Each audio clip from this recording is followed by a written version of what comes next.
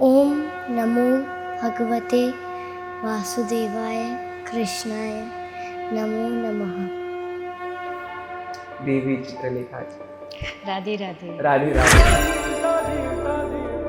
So I was 7 when I started preaching Bhagwat. उससे पहले age of 4 I got initiation from my guru. लोगों की दृष्टि में अगर कहेंगे तो वो जरूर ये बात बोलेंगे कि हाँ इसने अपना बचपन मिस किया। आज भी अगर कोई मुझसे पूछे कि तुम्हारा दोस्त कौन है तो मेरे कोई दोस्त नहीं। पहली रियलाइजेशन क्या थी या फिर कोई कॉलिंग थी? आई थिंक मेरी जर्नी में एक रियलाइजेशन का एक प्रोसेस रहा है। मेरे को ये समझ में आया कि जो भगवद गीता है, no matter how old you get, you start like understanding it. Bhagavad Gita and Bhagavat both are different. क्या डिफरेंस है? कृष्ण ने जो कहा वो गीता है और कृष्ण ने जो किया वो Bhagavat. I think surrendering yourself, मेरे लिए भगवद गीता वही है। भगवान श्री कृष्ण ने गीता में कहा भी है कि मामेकम शरणम व्रज। अनाउंसमेंट है कृष्ण की गीता में कि सब डरों को छोड़ और मेरी शरण में। तो अगर कृष्ण डायरेक्टली आपको ये बात भगवद गीता में बोल रहे हैं तो इट मीन्स कि वो हमारे लिए बोली गई, नॉट जस्ट फॉर अर्जुन। सारे जितने भी लॉजिक हैं सब कृष्ण ने तोड़ दिए हैं। अगर राधा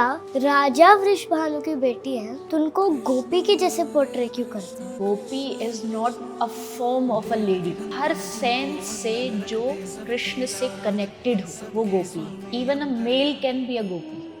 एक पेरेंट को आपको एक सबसे बड़ी टिप देनी है। Parenting is an art and not everyone is an artist. इस दुनिया में हर चीज़ के कोर्स होते हैं, डॉक्टर बनने के, इंजीनियर बनने के, साइंटिस्ट बनने के, लेकिन पेरेंट बनने का कोई कोर्स नहीं है। आई थिंक इस पे बहुत सारे लोग ऑब्जेक्ट भी करेंगे कि तुम होते कौन हो इस बात को बोलने वाले। हर पेरेंट्स को ये बात समझनी चाहिए कि हर बच्चा एक अलग कलर लेके इस दुनिया में आता है। Parents should first learn their children's opinion and then they should make their own opinion. Words इस दुनिया की सबसे बड़ी पावर है। How can Radha love Krishna more than Rukmini? अपना ही नाम बोल रही थी, राधा राधा राधा, क्योंकि हमने सुना है भक्त भगवान का नाम लेता है, प्रेमी प्रियतम का नाम लेता है, और आप अपना ही नाम ले रही हैं, तो ऐसा क्यों? तो राधा रानी ने सखियों को कहा कि ये जितने तुम देख रही हो ना, ये पक्षी, ये जो मोर देख रही हो, मैं जानती हूँ इसमें एक कृष्ण भी है। वो यहाँ आए और वो इसलिए आए हैं क्योंकि उनको मुझसे प्यार है, मेरे नाम से प्यार है। तो अगर मैं कृष्ण बोलूंगी तो मुझे सुख मिलेगा, पर अगर मैं राधा बोलूंगी तो उनको सुख मिलेगा। And that is love. Ram भगवान ने अवतार लिया है कि मुझे संसार में मर्यादा सिखानी है, तो कृष्ण ने कहा मुझे मर्यादा तोड़नी है। कि एक बार कौशल्य और यशोदा आपस में मिली और गलती से दोनों के बच्चे बालक एक्सचेंज हो, क्योंकि राम कृष्ण दो एक है, पहचान नहीं पाओगे आप। Do you think we are in Kalyug? Yes, we are. ये कलयुग है। खुद राम रावण को ना बदल पाए, हम क्या बदलें? बेस्ट युग इज कलयुग। ये जो 10,000 साल अभी आएंगे ना, ये गोल्डन पीरियड है कलयुग का। अभी तो कुछ भी नहीं है, एक्सट्रीम वाला भी आएगा और फिर असल कलयुग शुरू होगा। अभी नहीं है, अभी तो शुरुआत है।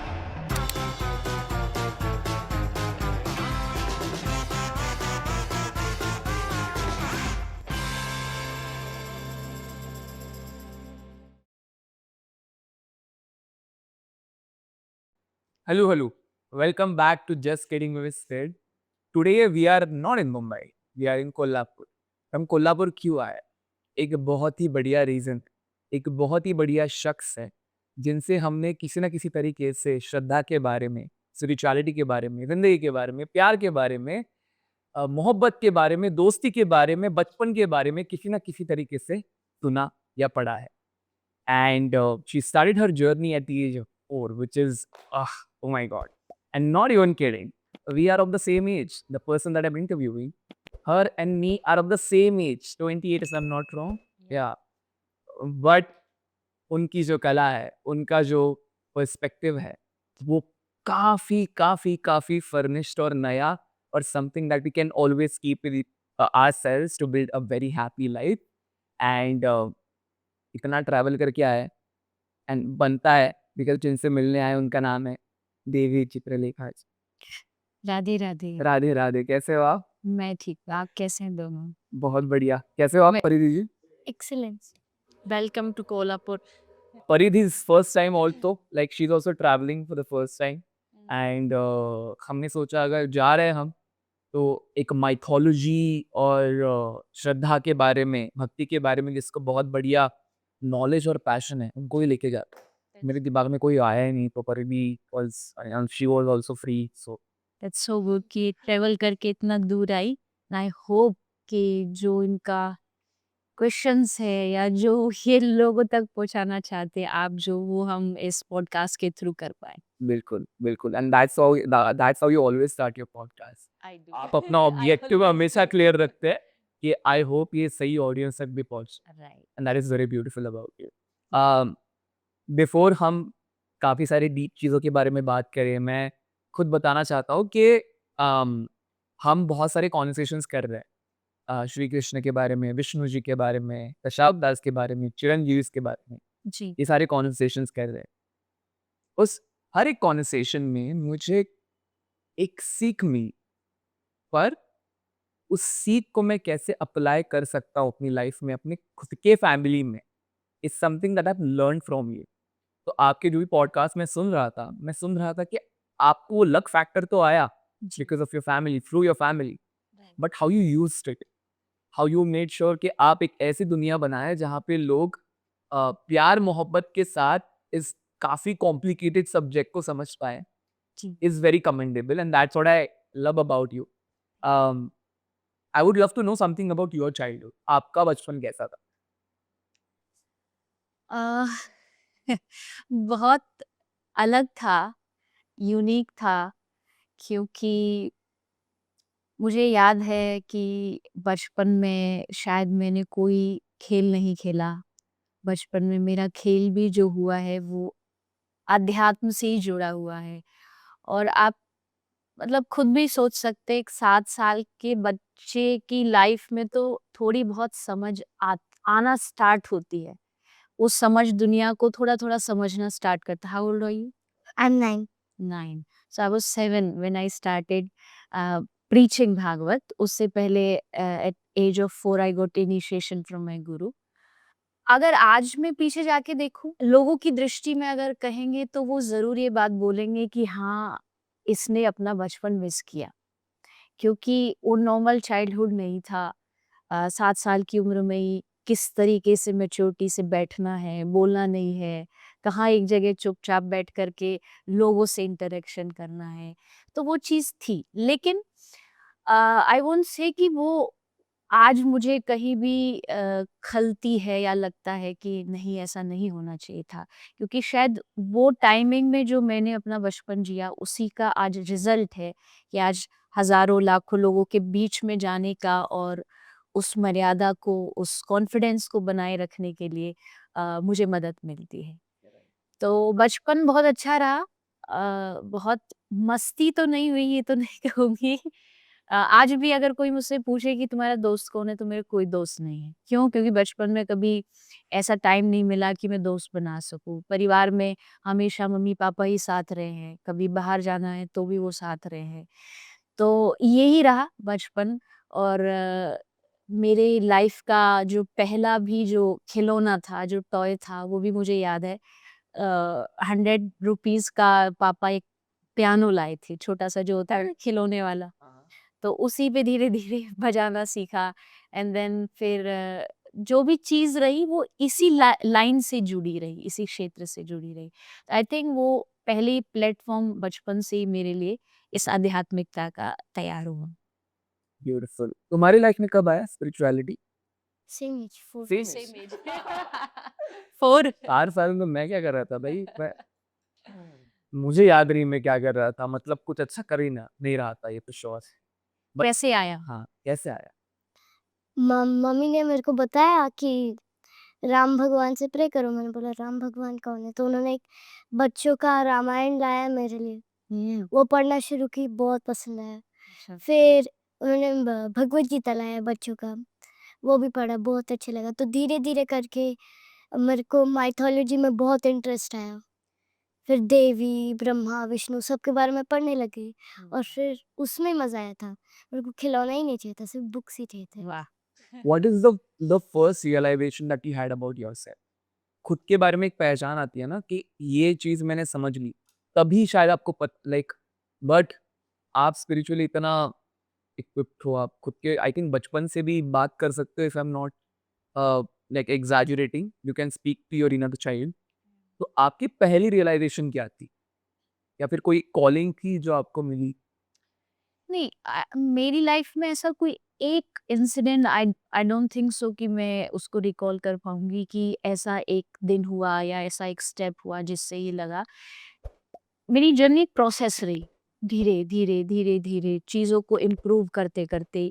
इवन जैसा परिधि ने कहा कि जब आप छोटे होते तो आपके पास, आप कितना भी कोशिश करें, एक एज होती है जब ऑटोमेटिकली आपकी लाइफ में मैच्योरिटी आती है। उससे पहले आप उस चीज़ को बहुत ही कैजुअली लेते हैं, बहुत नॉर्मल है। और भागवत एक पुराण है।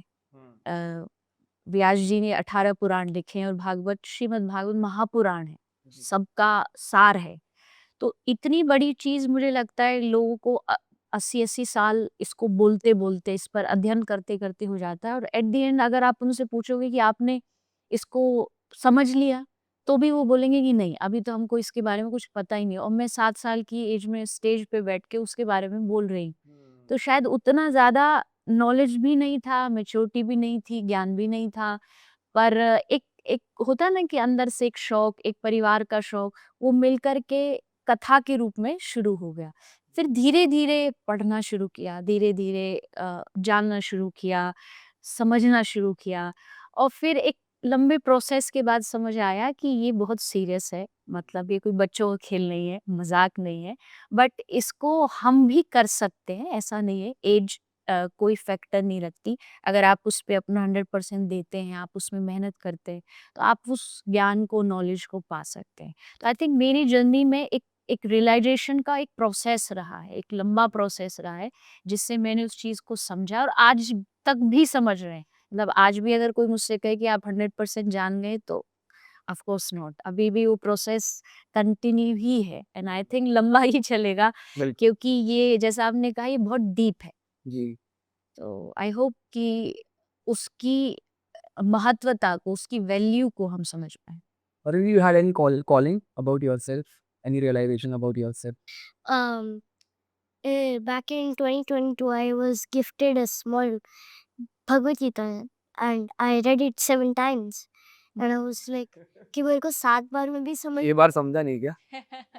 एक्चुअली समझ में नहीं आया। समझना नहीं। मैं अभी तक पढ़ रहा हूँ, समझ नहीं आ रहा है। एंड 8वीं बार अभी शुरू करूँगी, तो मेरे को ये समझ में आया कि जो भगवद गीता है, उसको no matter how old you get, you start like understanding it every age Yeah. group में। So you read it on your own? Or Yes. अच्छा, that's good. You have read Bhagavad Gita, I'm sure. Yeah, of course. Like, what was the first, पहली बार कब पढ़ी थी आपने? 8? Wow.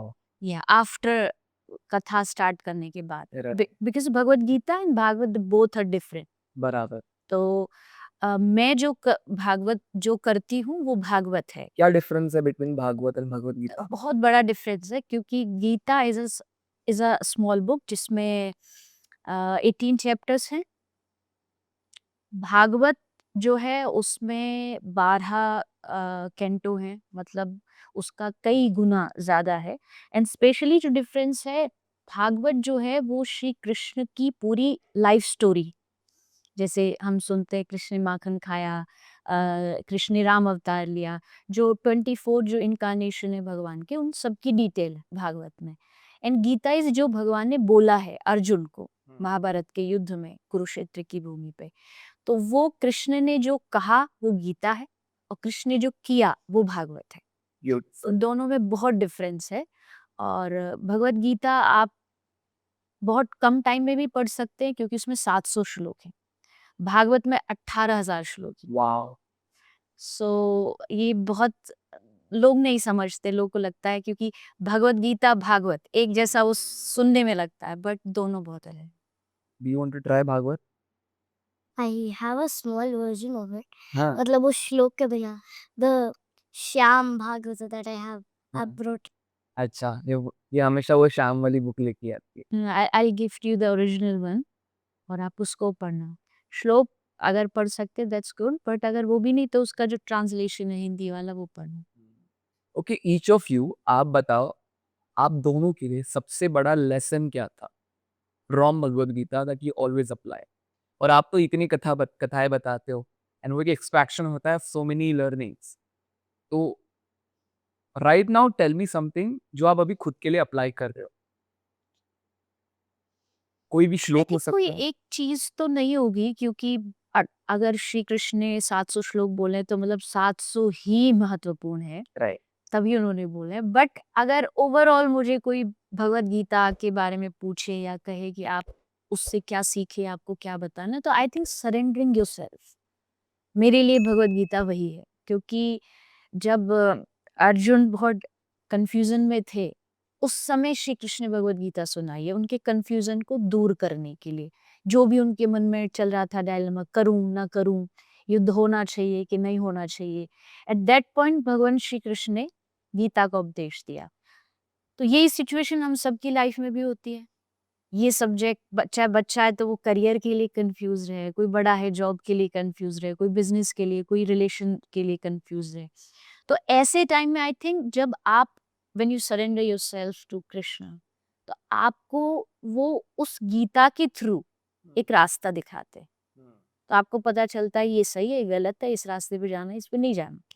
तो वो चीज भगवत गीता सिखाती है मेरी नजर में। और भगवान श्री कृष्ण ने गीता में कहा भी है कि मामेकम शरणम व्रजा, मेरी शरण में है, सर्वधर्मान परित्यज्य मामेकम शरणम व्रजा, अहम त्वा सर्व पापेभ्यो मोक्षयिष्यामि मा शुचः। तो मतलब अनाउंसमेंट है कृष्ण की गीता में कि सब डरों को छोड़ और मेरी शरण में आ, मैं तुझे मुक्ति दूंगा, मैं तुझे इस दुख से, इस परेशानियों से या तेरी जो भी दुविधा है उससे दूर करूंगा। तो अगर कृष्ण डायरेक्टली आपको ये बात भगवत गीता में बोल रहे हैं तो इट मीन्स कि वो हमारे लिए बोली गई, not just for Arjun.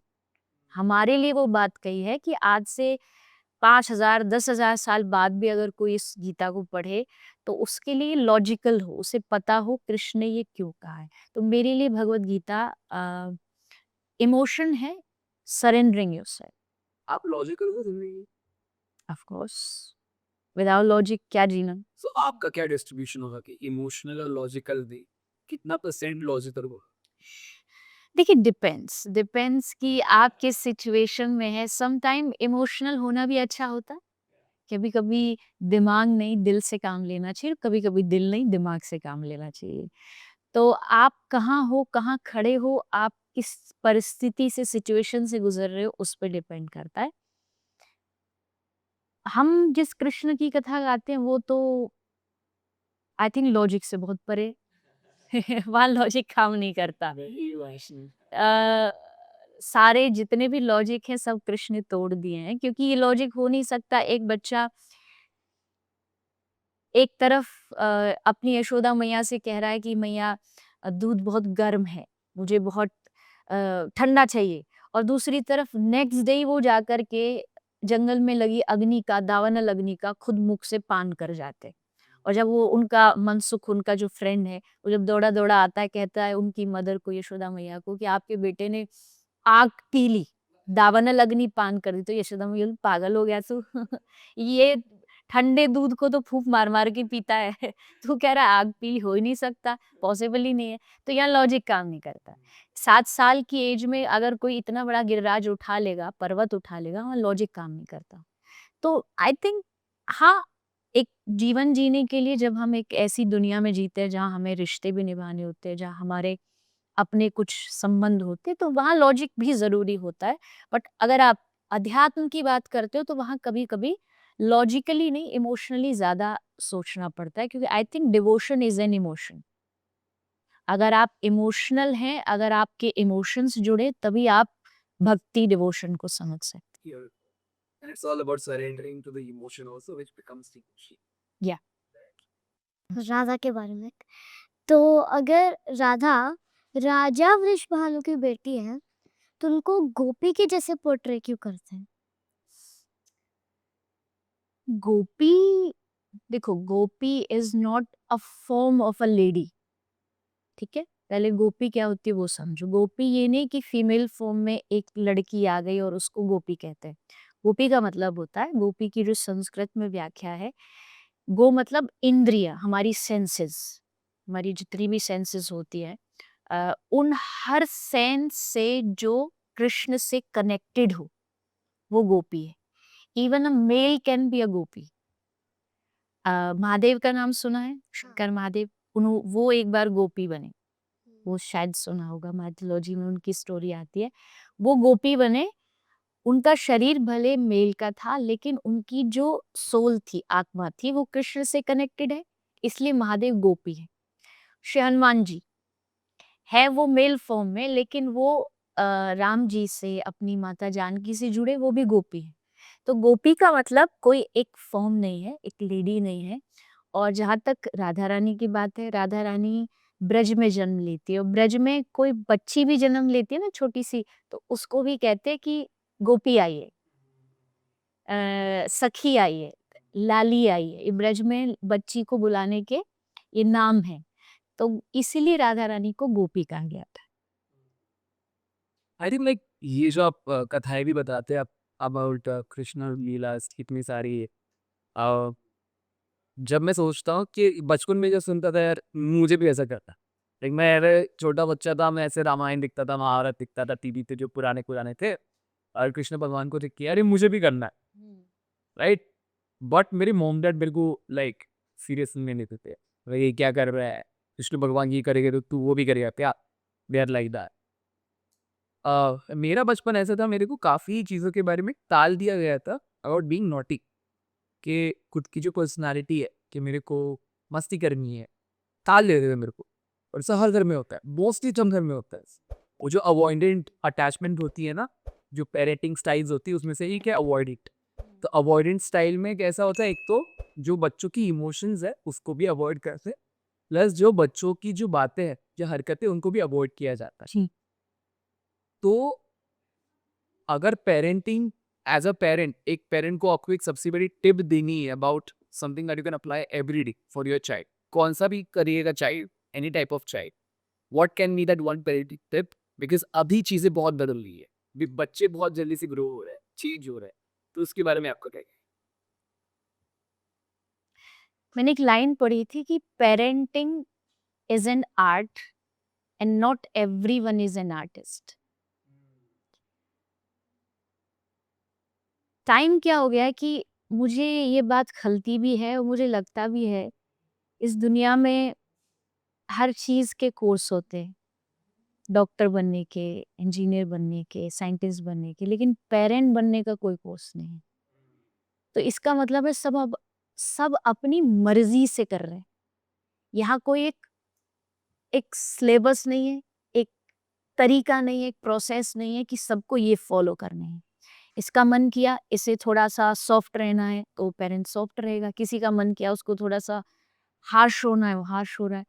I think पहले तो इस चीज के लिए थोड़ा सा कुछ प्रोसेस हमें, मेरी नजर ऐसी है, एंड आई थिंक इस पे बहुत सारे लोग ऑब्जेक्ट भी करेंगे कि तुम होते कौन हो इस बात को बोलने वाले। तो आई थिंक ये तो मेरा व्यू हो गया पेरेंटिंग पर। बट अब ये थोड़ा मुझे लगता है पॉसिबल भी नहीं है। बट एक चीज हम कर सकते हैं कि पेरेंटिंग के लिए अगर खुद पेरेंट्स भी थोड़ा सा स्पिरिचुअली इवॉल्व होंगे, तो they can guide their children in a right way. तो थोड़ा सा पेरेंट बनने से पहले अपने आप को प्रिपेयर करो, प्रिपरेशन करो। प्रिपरेशन इज कि आप कुछ बुक्स पढ़ो, चाहे वो माइथोलॉजिकल हो, स्पिरिचुअल हो, या आम कोई भी पेरेंटिंग की बुक है वो जानिए। सेकंड थिंग इज कि मुझे ऐसा कभी कभी लगता है कि इस दुनिया में एवरी सोल इज इंडिविजुअल। ठीक है, ये परिधि है, आप सिड है, मैं चित्रलेखा हूँ, इनकी मदर हैं, इनके फादर हैं। We all are different, we all are different souls. हम आए भी अलग अलग जगह से हैं। इनकी पास्ट लाइफ अलग होगी, आपकी मेरी नेक्स्ट लाइफ अलग होगी। और ये एक लाइफ नहीं है, न जाने कितनी लाइफ हमने ऐसी जी है। और हमारा जो माइंड सेट है, हमारी जो थ्योरी है, वो उसी के अकॉर्डिंगली काम करेगी। अब ये किसी के घर बच्ची बन करके आ गई, एक हजारों हजारों साल पुरानी ये आत्मा है, ठीक है। अब एक नए घर में आई और इनके जो पेरेंट्स होंगे वो हजारों साल पुरानी एक दूसरी सोल है। अब इन दोनों को एक घर में अप्रोक्स 100 साल तक साथ में जीना है। कॉन्फ्लिक्ट होगा ही होगा, एट एनी कॉस्ट होगा। क्यों? क्योंकि इनके विचार इनकी अपनी कर्म से होंगे, कार्मिक अकाउंट से होंगे, और इनके पेरेंट्स के, मेरे पेरेंट्स के, सबके अलग अलग होंगे। तो कॉन्फ्लिक्ट होना is very very very normal, हर रिश्ते में होना इज नॉर्मल, एंड पेरेंट्स में होना ज्यादा है, क्योंकि पेरेंट्स का एक ये रहता है कि हक, एक कि हम बड़े हैं, हम तुमको सिखाएंगे, हम बताएंगे, और बच्चे को लगता है कि शायद मैं जो सोच रहा हूँ वो सही है, मैं जो कर रहा हूँ, मैं या जो करना चाह रहा हूँ। फॉर एन एग्जाम्पल, अगर इसका परिधि का माइथोलॉजी में इंटरेस्ट है, इसका डांस में इंटरेस्ट है, इसका सिंगिंग में इंटरेस्ट है, लेकिन इसके पेरेंट्स उसको फोर्स करें, नहीं तुमको तो 90% मैथ्स में ही लाने हैं नहीं, तो व्हाट वुड शी डू? अपनी या तो इंटरेस्ट को मारे या अपनी आत्मा को मारे, and that's not correct. Her parents को ये बात समझनी चाहिए कि हर बच्चा एक अलग कलर लेके इस दुनिया में आता है, एक अलग हैबिट लेके आता है, एक अलग इंटरेस्ट लेकर के आता है। आप फोर्सफुली आप उसको जबरदस्ती कुछ और बना भी दोगे, वो बन भी जाएगा आपके फोर्स से, बट एक टाइम आएगा जब वो कहेगा कि मेरे साथ गलत हुआ, और वो ब्लेम इनको ही करेगा। आपको ही करे, 100% आपको ब्लेम करेगा। आई थिंक गाइडेंस जरूरी है, प्रेशर जरूरी नहीं है। गाइडेंस इज बताना कि ये गलत है, ये सही है, आपको ये करना चाहिए, नहीं करना चाहिए, बट अगर आप उसको प्रेशराइज करेंगे किसी भी कॉस्ट पर, आपके रिश्ते भी बिगड़ेंगे। क्योंकि अक्सर मैंने बच्चों को मेरे पास आते देखा है, रोते देखा है, हम करना चाहते हैं, पेरेंट्स नहीं करने देते, हमारा मन है हम कुछ आर्ट्स में करें, लेकिन उनको है कि नहीं तुमको तो हम डॉक्टर ही बनाएंगे, और हमारा इंटरेस्ट नहीं है, हम बन भी जाए तो क्या है, एंड फिर रोते हैं। और मुझे ऐसा लगता है कि आई होप कोई बुरा ना माने, बट हम ऐसा मानते हैं कि पेरेंट्स की आंख में आंसू आए आपकी वजह से तो बहुत बड़ा पाप है, बट पेरेंट्स की वजह से अगर बच्चों की आंख में आंसू भी आ रहे हैं तो ये भी तो पाप है, क्योंकि आत्मा तो उनकी भी दुखी हो रही है, सोल तो वो भी है। तो ये चीज अगर थोड़ा सा हम समझ जाएंगे पेरेंट्स की ओर से, और अब बच्चों की ओर से, बच्चों का जो दायित्व है, जो जिम्मेदारी है, वो 100% ये है कि अपनी तरफ से पूरी कोशिश करे, उनके मुताबिक चले, उनके हिसाब से चले। जहाँ बिल्कुल नहीं बन पा रहा तो बैठ करके समझाए, और उस बात को पेरेंट्स समझें, क्योंकि समझाने की हिम्मत भी वहीं आती है जहाँ सामने वाला समझने को तैयार हो, जहाँ पता हो एक्सेप्ट कर लिया जाएगा। मैं कथाओं में भी एक बात बोलती हूँ कि जब बच्चा पहली बार कोई गलत काम करके आता है, और पहली बार आकर के वो हिम्मत करके अपने पेरेंट्स को बताता है कि आज मैंने ये गलत काम किया, आज मैंने दोस्तों के साथ स्मोकिंग करी, अगर उस टाइम उसको अच्छे से हैंडल नहीं किया गया, अगर उसी टाइम उसको डांट फटकार लगा करके उसको रोकने की कोशिश करी गई, सेकंड डे से वो आपको हर बात बताना बंद कर देगा या झूठ बोलना शुरू कर देगा। झूठ बोलना बच्चे तभी सीखते हैं जब उनको एक्सेप्टेंस नहीं मिलती है।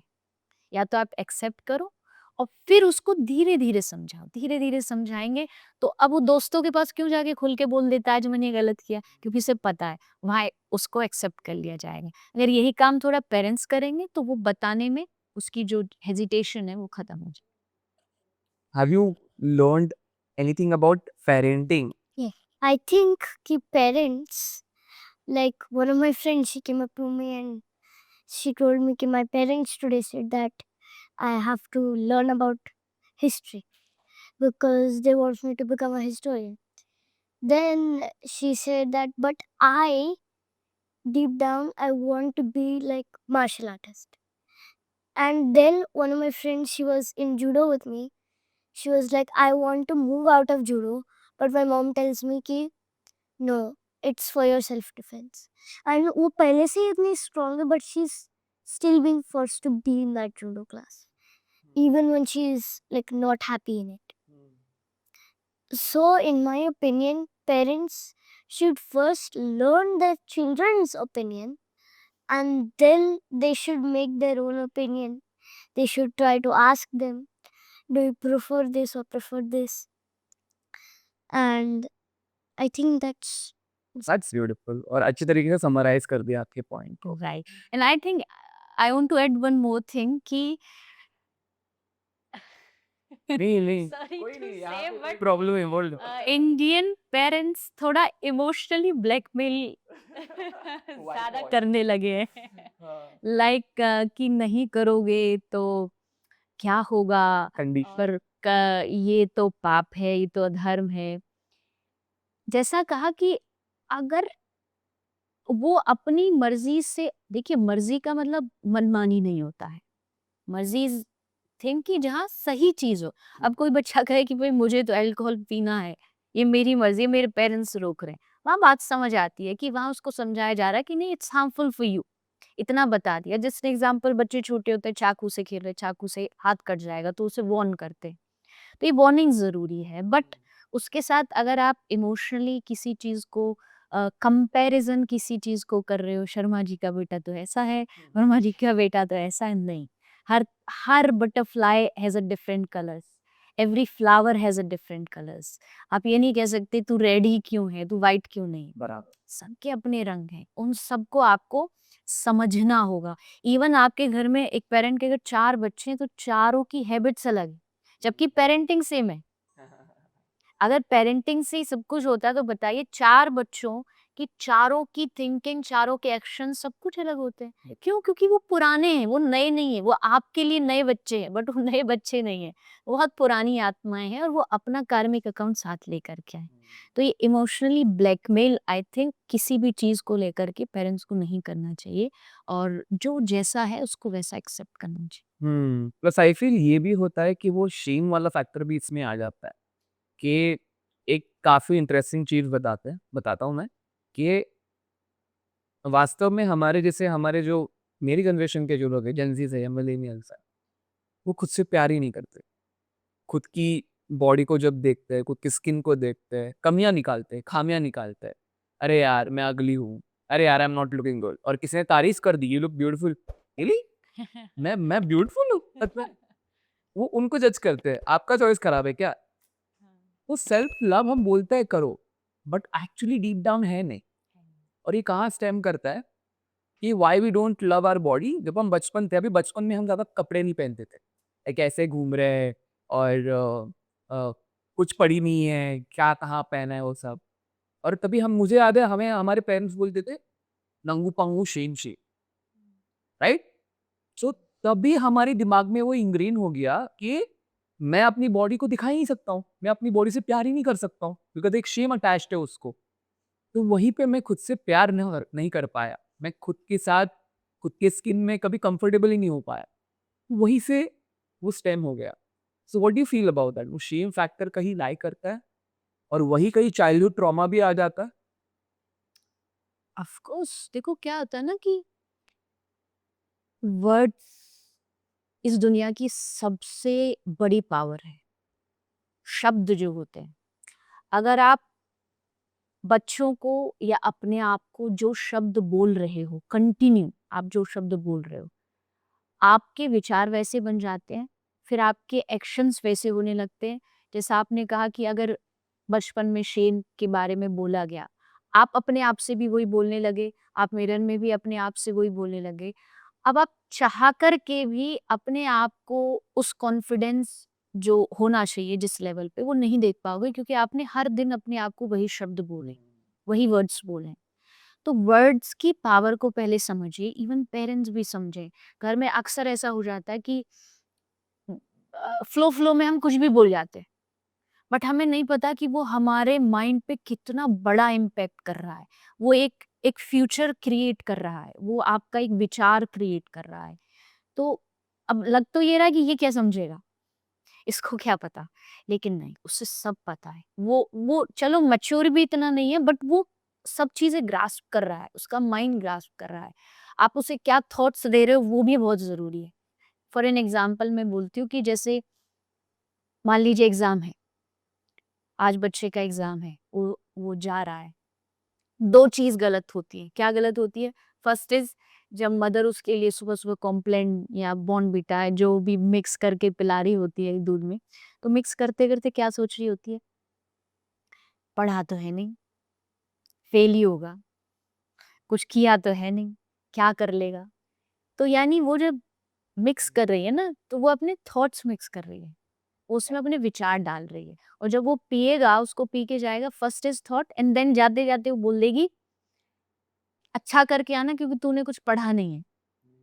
अब वो जब जा रहा है उसे पता है कि पढ़ा नहीं है, एक तरफ वो खुद भी थोड़ा लो था, ऊपर से उसको ऊपर से ये और सुनने मिल गया कि तूने कुछ पढ़ा नहीं, अच्छे से करके आना। तो बर्डन एक बहुत बड़ी चीज होती है। प्रेशर आई थिंक दुनिया का सबसे सबसे हार्डेस्ट थिंग है जो आपको अच्छे को गिरा देती है। आप अगर प्रेशर में आके कोई काम कर रहे हो तो आप कभी उसमें सक्सेसफुल हो ही नहीं सकते। तो आप अगर उस चीज को, शब्दों को अगर ध्यान से समझाएंगे या बोलेंगे बच्चों के सामने, and second is self love is the most important thing. आप दूसरों से प्यार तभी कर पाओगे जब आप पहले अपने आप से प्यार करोगे। चाहे वो आपका स्किन हो, चाहे आपका बिहेवियर हो, चाहे आपके विचार हो, पहले अपने आप से करो। क्योंकि अपने आप का मतलब मेरा है कि एक अंदर ना सबके ईश्वर बैठा है, सबके भगवान बैठा है, तो उससे प्यार करना जरूरी है। उनसे होगा तो अपने आप से होगा, अपने आप से होगा तो संसार से होगा। कहते हैं जैसी दृष्टि वैसी सृष्टि। जैसे आप खुद हो आपको दुनिया वैसी दिखती है। एक बार महाराज युधिष्ठिर और दुर्योधन दोनों से श्री कृष्ण ने कहा, पहले दुर्योधन से कहा कि इस गांव में सबसे बेकार व्यक्ति ढूंढ के लाओ। दुर्योधन से कहा इस गांव में सबसे अच्छा व्यक्ति ढूंढ के लाओ। दुर्योधन गया, उसने पूरा गांव देखा, आके श्री कृष्ण से बोला माफ करना, एक भी अच्छा आदमी नहीं मिला मुझे, सब बेकार है। फिर भगवान ने युधिष्ठिर को कहा कि महाराज अब आप जाओ और कोई बुरा आदमी ढूंढ के लाओ। महाराज युधिष्ठिर पूरा गांव घूमे और आके हाथ जोड़ के बोले माफ करना प्रभु, मुझे एक भी बुरा नहीं मिला, सब अच्छे ही अच्छे हैं। तब श्री कृष्ण ने कहा कि ये होता है दृष्टिकोण का फर्क, आपके आपके परसेप्शन का फर्क, कि आपकी आंख जैसी होगी ना आपको दुनिया वैसी दिखेगी। आंख में अच्छाई होगी तो सब अच्छा दिखेगा। तो पहले अपनी आंख को अच्छा करो। अब अपने ही नंबर का चश्मा खराब है और आप ब्लेम कर रहे हो कि सामने ब्लर दिख रहा है, तो इट मीन्स कि गलती हमारी है। तो सेल्फ लव, पहले अपने आप से प्यार करो, अपने ईश्वर से प्यार करो, और तब आप दुनिया से प्यार करो। Beautiful. वो बोलता है ना, you become what you attract and you attract what you become. वो काफी अप्लाई होता है, मैंने भी खुद सीखा है। तुमने कुछ सीखा है सेल्फ लव के बारे में थ्रू स्टोरीज ऑफ माइथोलॉजी? और Not mythology, real life. क्या बताओ? My friend, अभी परिधि को मतलब सब लोग ऐसे उसके नॉलेज की वजह से जानता है। अभी परिधि अपनी स्टोरीज बता रही है खुद की, पर्सनल एक्सपीरियंस, और फ्रेंड्स एक्सपीरियंस से आ गया। ओके, मतलब आपने उनको कंफर्टेबल करा दिया उसके बारे में। I read the Bhagavad Gita in 2022 and I joined Bhakti in the same year. And by the end of the year, my friend, she looked gorgeous, honestly. She's actually pretty. But she was like, I know you don't think I'm pretty, you don't need to say it. And that same day, मैंने आधा चीज उसको समझाया. Like, you don't need to be harsh on yourself. And the thing is, she watches YouTube. And so she watches those other people and starts judging us. And I was like, बाकी लोग, you don't need to be what others are. You're yourself unique. सालों लग जाते हैं समझने के लोगों को, और फिर इसको कंडीशन बन जाती है, इसको डिस्मॉर्फिया बोलता है, बॉडी डिस्मॉर्फिया। वेर आप आईने में जब खुद को देखते हो तो आप मोटे ही लगते हो, आपका जितना वजन है उसको 20 किलो ऐड कर दे, ऐसा आप सोचते हो खुद के बारे में। But she was talking about YouTube, because I run a ecosystem of parenting, childhood और ये सब। कितने पेरेंट्स मेरे को डीएम करते हैं, यार सुदेश हमारा बच्चा बहुत ही सोशल मीडिया देख रहा है, यूट्यूब देख रहा है, फलाना ढिमकाना, और कुछ सोल्यूशन बताओ। मैं सोचता हूँ यार, जब बचपन में तुम्हारे बच्चे रोते थे, मैं जज नहीं कर रहा, मैं आप जैसे मैं थोड़ा सेफ खेल रहा हूँ। आई होप कोई इसको सीरियस ही ना ले। जब बच्चा रोता था तब उसके हाथ में ऐसे फोन थमा देते थे, ए चुप बेटा, वहीं पे तो गड़बड़ चालू होगी। वो एक मैकेनिज्म मिल गया कि अगर मेरे को एक इमोशन से दूर भागना है, मुझे एक एडिक्शन चाहिए, और वो सबसे सेफेस्ट है ये। What is your perspective on social media addiction that is within kids? देखो, आई थिंक आंसर आपने दी ही दिया है, बट मुझे लगता है कि children are like wet cement, whatever fell on it, it makes an impression. Yeah. आप कितनी भी कोशिश कर लो, पहली चीज ना कभी भी एक एज के बाद बच्चों को सिखाना शुरू मत करिए। एक एज तक जाते जाते वो पक्के हो चुके होते हैं। True. उस समय जाकर के आप चाह रहे हो कि वो मुड़ जाएं। इम्पॉसिबल तो नहीं है, कभी भी चेंज तो हो ही सकता है, बट थोड़ा डिफिकल्ट जरूर है। बच्चे को संवारना, सुधारने का प्रोसेस शुरू होता है when a mother is pregnant. वहां से उसकी क्लास शुरू हो जाती है। 9 मंथ जब बच्चा अपनी माँ के गर्भ में होता है, वो सब कुछ देख रहा है, वो सब कुछ सुन रहा है। इवन जो भी रसना है, मतलब जो भी उसका टेस्ट बड्स है, वो भी क्रिएट हो रहा है बिकॉज ऑफ मदर, जो वो खा रही हैं। डॉक्टर्स भी कह रहे हैं ये नहीं खाना, क्यों? क्योंकि दे नो कि इस पे इसका इम्पैक्ट पड़ेगा। ऐसी बहुत सारी रिसर्चेज हुई। बहुत मदर ऐसी थी जो स्मोक करती थी, देन उनका बच्चा पैदा हुआ, बच्चा पैदा होती रो रहा है, खूब रो रहा है, उसके लिए बहुत सारी चीजें की गई, चुप नहीं हो रहा। एट द एंड जब उसको थोड़ा स्मोक का स्मेल दिया गया, देन वो शांत हो गई। तो इट मीन्स कि वहां वो बैठा बैठा सब कुछ सीखता गया। और इसका सबसे बड़ा एग्जाम्पल माइथोलॉजी में क्या है? Abhimanyu. Abhimanyu and second is Prahlad Maharaj. Prahlad Maharaj जो हिरण्यकशिपु के बेटा थे, पूरा आसपास जो उनका एनवायरमेंट था, राक्षस लोग थे, सब दैत्य थे। लेकिन प्रहलाद महाराज की जो मदर है कयाधु, उनको नारद जी अपने आश्रम में ले गए when she was pregnant. And उन्होंने उसको सत्संग सुनाया, भक्ति कराई, नारायण नाम सुनाया। तो प्रहलाद जी बचपन से ही नारायण भक्त बन गए। एंड सेकेंड इज अभिमन्यु कि उन्होंने सुभद्रा माता के गर्भ में चक्रव्यूह भेदन सीखा, जन्म के बाद नहीं, जन्म से पहले। तो ये दो सबसे बड़े एग्जाम्पल हमारी माइथोलॉजी में हैं, जो हमें बताते हैं कि बच्चे की परवरिश गर्भ से शुरू होती है। देन जब वो पैदा हो गया, तब भी आपको, जैसा आपने कहा कि आजकल पेरेंट्स बहुत बिजी हैं, मैं ब्लेम नहीं करूंगी, जरूरी भी है। आज मदर भी एक वर्किंग वुमेन है, पिता भी काम कर रहे हैं क्योंकि घर चलाना है। बट मुझे एक बात बस इतनी समझ नहीं आती कि आप घर बना भी लेंगे, आप एक मंजिल खड़ी भी कर लेंगे, लेकिन व्हाट इफ अगर आपके बच्चे ही जीवन अच्छे से ना जी पाए, तो वो तो आपके लिए कोई फ्यूचर नहीं हुआ। अगर आप कह रहे हैं कि हम बच्चों का फ्यूचर अच्छा कर रहे हैं, तो बच्चों का फ्यूचर तो तब होगा ना जब उनका आप एक माइंडसेट अच्छा कर पाओगे। तो first focus on that. Second is priority में आप पहले उनके संस्कारों को रखिए, फिर आप फाइनेंशियली उनको कैसे फ्यूचर कर सकते हैं, वो सेकंड में। तो उस समय ये नहीं होना चाहिए कि आई एम बिजी, तो लो भैया खाना नहीं खा रहा, लो चला के यूट्यूब दे दिया, यूट्यूब में भी इधर उधर की बेकार की बातें। अच्छा दे भी रहे हो तो चलो एटलीस्ट अच्छी चीज तो दो, उसमें कोई अच्छी बातें तो दो, चाहे थोड़ा कुछ सत्संग सुना के दे दो, भजन सुना के दे दो। बट नहीं, हम उसमें कार्टून चला देंगे, हम उसमें कुछ ऐसी चीज जो बच्चे का मन वहाँ डाइवर्ट हो, उसको खाने पे कोई ध्यान नहीं है, वो बस वहां देखे जा रहा है, खाए जा रहा है, उसको न्यूट्रिशन भी उससे मिलने वाला नहीं है। तो ये चीज बचपन से ध्यान देना पड़ेगा सोशल मीडिया का, क्योंकि ये आज एक बहुत बड़ा इशू है, हर पेरेंट्स के जीवन में बहुत बड़ा इशू है। वहां से शुरू करिए, और फिर जब बच्चे मेच्योर हो जाते हैं, आपका मकसद होना चाहिए उनको बताना क्या कंज्यूम करना सही है क्या नहीं, एक एज तक। उसके बाद दे आर फ्री। अगर आपने बचपन में एक मॉडल बना दिया कि नहीं ये गलत है, आई थिंक 90% केसेस में कोई बहुत ही पिछले जन्म का कोई गलत संस्कार हो तो मैं नहीं कह सकती, अदर देन दैट कि अगर आपने वो प्लेटफॉर्म उन्हें बना के दे दिया ना, तो बच्चा उसी पे ही चलेगा, बिल्कुल। वो उससे भटकेगा नहीं। उसे पता है कि नहीं हमें ये सिखाया गया है, थोड़ा बहुत संसार की हवा लगेगी, अट्रैक्शन होगा, कभी कभी थोड़ा सा फिसलेगा भी, और वो जो बैक है ना उसका बैकग्राउंड, वो उसे संभाल लेगा, उसे बचा लेगा। तो वो बैकग्राउंड मजबूत करके दीजिए, फिर बच्चों पे छोड़ दीजिए। आपने बता दिया कि ये कंज्यूम करना गलत है, ये सही है, एक समय आएगा, एज आएगी, अब उसको खुद डिसाइड करने दीजिए कि अब उसे क्या कंज्यूम यूट्यूब के, सोशल मीडिया के थ्रू करना। इंडिपेंडेंस से एक पॉइंट के बाद, एक पॉइंट के बाद।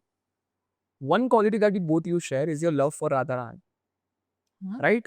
आप हाँ। मतलब ये पागल है, अच्छा। ये बस चीज़ों लाइक फेमिनिन एनर्जी को इतना ये करती है ना, लाइक सीता होगी, माँ सीता हो गई, राधा रानी हो गई, सरस्वती जी, लक्ष्मी जी, जो भी है ना एकदम रिप्रेजेंट करती She's a Gopi. है।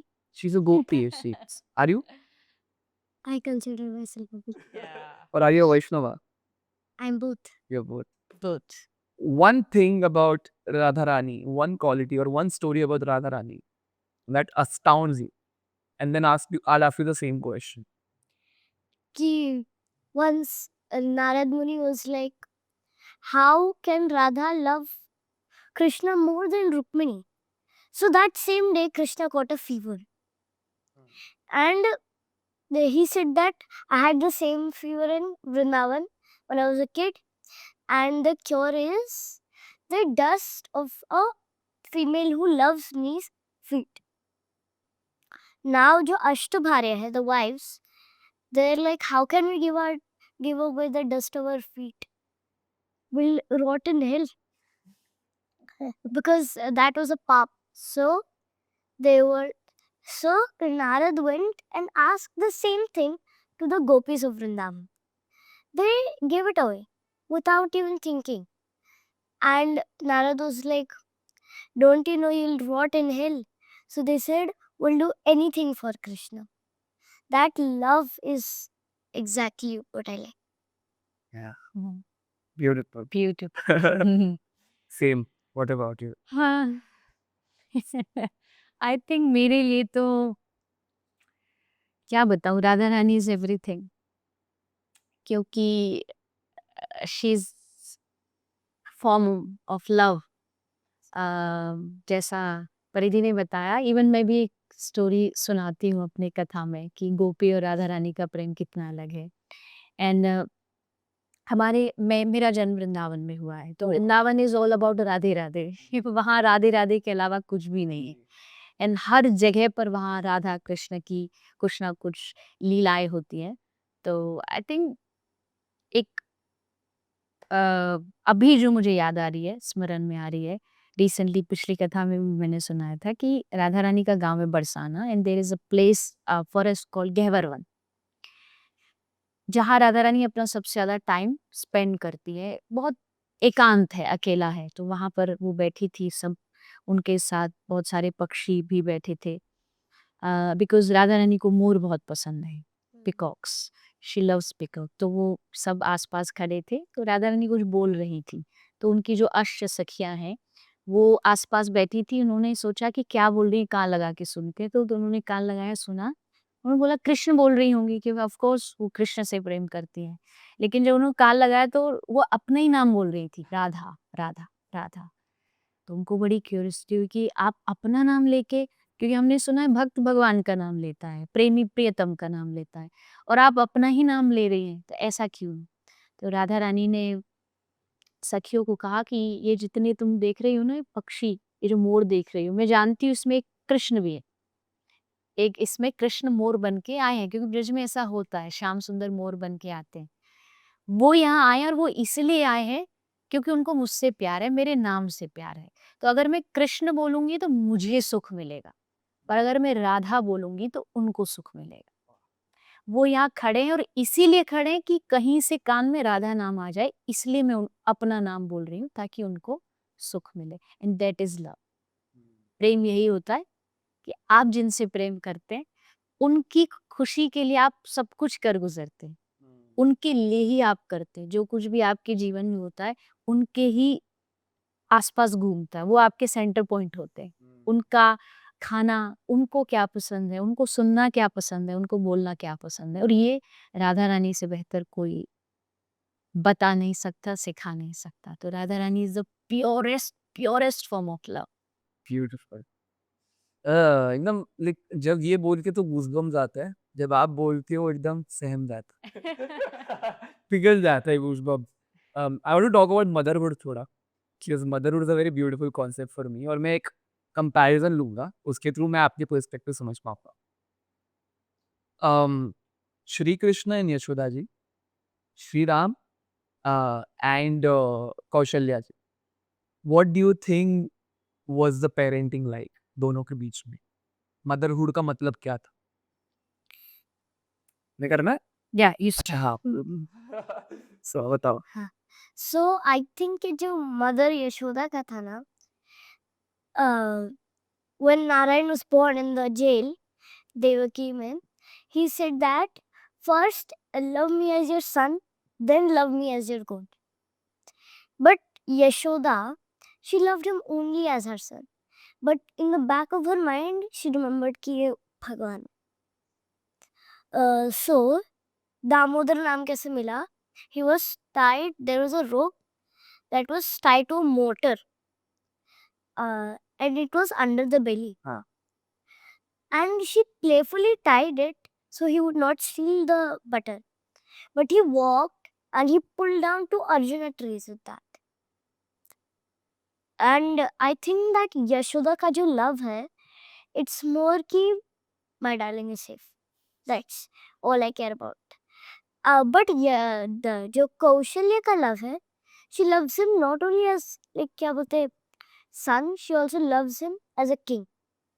Because during the coronation before that vanvas, the first thing she said that do well, may you be the best king.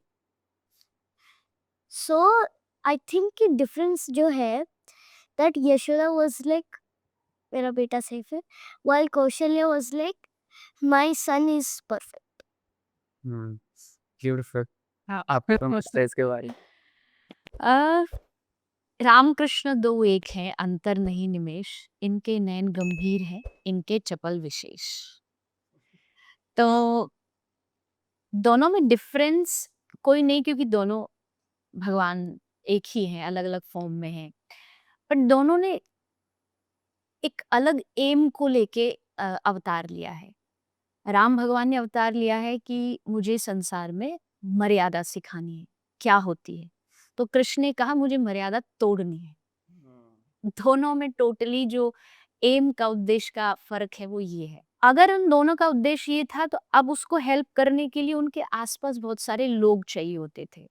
मैं बोलती हूँ कि जब भगवान आते अकेले नहीं आते, वो पूरी टीम साथ लेके आते हैं. जैसे एक मूवी के लिए पूरी क्रू चाहिए होता है ना, पूरा एक कास्ट चाहिए होती है. हाँ, तो ठाकुर जी भी जब आते हैं भगवान तो पूरी कास्ट एंड क्रू साथ लेकर के आते हैं. इवन जो विलेंस भी है वो भी उन्हीं के ही हैं. ये कंस और रावण कहीं अलग से नहीं आए. रावण पहले जय विजय था, उसका इस जन्म में रावण कुंभकर्ण बने. तो यानी ये सारी कास्ट भगवान की अपनी ही है. भगवान ने सबको अलग अलग रोल दे रखे. यशोदा भी भगवान की पूर्व में एक भक्त थी, कौशल्या माँ भी पूर्व में भक्त थी. अब उन दोनों को पता है कि हमको अपना रोल कहाँ कहाँ अदा करना है. अगर कृष्ण ने कहा मुझे लीला करनी है तो यशोदा मैया ने कहा ठीक है, मैं भी सब मर्यादाएं तोड़ दूंगी. जैसा परिधि ने कहा कि उनके लिए Krishna was the most important thing. उसके अलावा ना कोई मर्यादा, ना कोई उन्हें कुछ सोचना. चोरी कर रहा है, हाँ चोरी कर रहा है, मेरा बच्चा चोरी करता है, बस इसमें खुश है वो कि मेरा कन्हैया चोरी करता है. गोपी आके शिकायत करती थी और वो खुश होती थी कि हाँ कृष्ण की बातें हो रही हैं. अच्छा ऐसा किया कृष्ण ने, अच्छा तेरी मटकी फोड़ दी. और फिर वो बचाव भी करती हैं. गोपी कह रही है कि कन्हैया ने मेरी मटकी फोड़ दी. यशोदा मैया कह रही है, कन्हैया से पूछ रही तूने इसकी मटकी फोड़ी. ठाकुर जी कह रहे हैं हाँ फोड़ी. बोल क्यों फोड़ी. तो बोलते हैं कन्हैया एक्सक्यूज क्या देते हैं, कन्हैया बोलते हैं कि इसकी मटकी जो है ना वो बड़ी कच्ची थी तो गलती से टूट गई. तो यशोदा मैया गोपी को ही ब्लेम कर रही है कि अगर तुझे चोरी बचवानी है तो मिट्टी के घड़े हटा, पीतल के रख. तो यानी वो कृष्ण पे इतनी भी आंच नहीं आने देना चाहती. तो उनके लिए कृष्ण है. कौशल्या मैया उनके लिए मर्यादा है. उन्होंने कोई भी अमर्यादित या ऐसी चीज खेल में भी नहीं की. उसका रीजन एक ये भी है कि राम राजकुमार थे और राजकुमार की अपनी कुछ कंडीशनिंग होती है, कुछ मर्यादाएं होती हैं और वो कौशल्या मैया ने की है. तो एक मर्यादा में रह करके प्रेम एक ने दिया और एक ने मर्यादा से परे रह करके कृष्ण को प्रेम दिया. और दोनों की लीलाओं में इतना फर्क है. एक छोटी सी स्टोरी है, कोई माइथोलॉजी की नहीं है. एक किसी के मन के भाव हैं. किसी साधु जैसे बैठे, मन में जो विचार आया तो उसके भाव है कि एक बार कौशल्या और यशोदा आपस में मिली. मन के भाव इसलिए क्योंकि दोनों की कहानी एक त्रेता की है, एक द्वापर युग की है. बट एक लोक ऐसा है जहाँ ये लीला कंटिन्यू आज भी चलती है. तो उस लोक में मिली यशोदा मैया एंड कौशल्या मैया. अपने अपने दोनों बच्चों को लेकर के आई. दोनों बैठी, आपस में दोनों बात करने लगी. बातों में माताओं का होता ही है कि लेडीज बात करती है लंबी हो जाती है. तो शाम होते होते तक बहुत लेट हो गया. तो दोनों बोली जल्दी चलो जल्दी चलो. दोनों चलने को तैयार हो गई और गलती से दोनों के बच्चे बालक एक्सचेंज हो गए. क्योंकि राम कृष्ण दो एक हैं, पहचान नहीं पाओगे आप जब तक उनके हाथ में बंशी और उनके हाथ में धनुष नहीं आएगा, आप पहचान नहीं सकते। तो दोनों लेकर के वो अपने अयोध्या चली गई, वो अपने गोकुल आ गई। अब आ तो हो गई पर अब गड़बड़ चालू हुई। गड़बड़ क्या, कौशल्या मैया के घर कृष्ण आ गए, यशोदा मैया के घर राम जी। अब राम जी तो बड़े सहज हैं, बेचारे नजर उठा के भी नहीं देखते, बचपन से उनका यही मर्यादा रही, सर झुका के नीचे। अब यशोदा मैया कह रही है कि आज ये आंधी तूफान चुप कैसे बैठा है। ये तो घर में पूरा हल्ला मचा के रखता है। चुप बैठे एकदम। कृष्ण के सखा आए, मनसुखा, मधुमंगल, श्री रामा, ये सब ठाकुर जी के फ्रेंड्स हैं, सब आए। सब आकर के, उनकी आदत थी कि आकर कन्हैया कंधे पे हाथ रखा, चल लाला खेलने चलेंगे। अब राम जी कोई आदत नहीं कि राम जी राजकुमार है। राम जी जब चलते तो सब हाथ जोड़ करके खड़े। अब राम जी को कह रहे हैं चलो प्रभु खेलने चलो, हाथ पकड़ करके खींच रहे, राम जी घबरा रहे। कोई मनसुख आया, उसने कान पकड़ के घुमा दिया, कोई कंधे पे चढ़ गया। अब बेचारे राम जी की बुरी हालत, और वहां ठाकुर जी ने तूफान मचा रखा है अयोध्या में। दशरथ जी आए, उन्होंने भोजन लगाया रोज की तरह, तो 2 आसन लगते थे, एक पे दशरथ जी बैठते थे, एक पे राम जी बैठते थे। कन्हैया की आदत नहीं एक जगह बैठने की, वो भाग के आए, दशरथ जी की गोदी में बैठे, थोड़ी सी सब्जी ली उनकी दाढ़ी में लगा दी। थोड़ी खीर ली उनकी मूछ में लगा दी, और पूरे आतंक को मचा रखा। अब यशोदा मैया कह रही है आज इसमें कौन सा भूत चढ़ा है कि ये तो कभी ऐसे रहता नहीं, आज ऐसे कैसे। तो फिर जाकर के शाम होते होते तक आंखों को देखा यशोदा मैया ने भी और कौशल्या मैया ने, और तब आंख देख करके समझी कि यहाँ ये एक्सचेंज हुआ है। तब दोनों गई, बोले आप अपने तूफान को संभालो, आप हमारे सीधे सरल राम जी को हमें वापस दे दो। तो ऐसे हैं राम जी, दोनों एक ही है। एक कोई अंतर अगर कहेगा तो मुझे लगता वो भी गलत है, लेकिन दोनों ने अलग अलग रस को लेके अवतार लिया है। अब जिसको जो पसंद है, किसी को नटखट पसंद है तो वो कृष्ण को आराध्य बनाए, जिसको थोड़ी मर्यादा पसंद है वो राम जी को भजे। तो ऐसा दोनों का अलग अलग रस है, भाव। What a beautiful story. ये ऐसे लाइक यही कथा है, लाइक यही कथा है जो एकदम इंट्रिग करती है बच्चों को भी। लाइक अगर ये बच्चों को सिखाया जाए तो उन्हें इतनी प्रेरणा चलेगी। बिल्कुल बिल्कुल। एंड यहाँ से चालू होता है वो सब। बचपन में जैसे हम बच्चों को स्टोरीज सुनाते हैं ना, या फिर आजकल तो स्टोरीज भी नहीं रही, आजकल तो जेम्स बॉन्ड है, सुपरमैन है, ये है, मैं, अगर ये चीज हम बच्चों को इन स्टोरीज को सुनाएं, उनकी नजरों में कृष्ण सुपर हीरो होना चाहिए। उनकी नजरों में ये आजकल के जो सुपर हीरोज हैं वो नहीं, उनकी नजरों में ये होना चाहिए कि कृष्ण से बड़ा सुपर हीरो कोई नहीं, क्योंकि उन्हें 6 दिन के थे जब पूतना मारी थी। इससे बड़ी पावर किसी भी बच्चे में क्या हो सकती है। 7 साल के थे तो उन्होंने गिरिराज उठा लिया था। तो ये जब बेड टाइम स्टोरीज में आप बच्चों को सिखाने लग जाएंगे, कहानियां सुनाएंगे राम की, कृष्ण की, राधा रानी की, तो उनका पूरा नजरिया चेंज हो जाएगा। तब वो मॉडल इनको मानेंगे, अपना आइडल इनको मानेंगे। आज उनके लिए आइडल हेड डाउन है, ये सब आइडल्स बने हुए हैं। लेकिन जब ये स्टोरी सुनाएंगे तो उनका पूरा विचार चेंज होगा।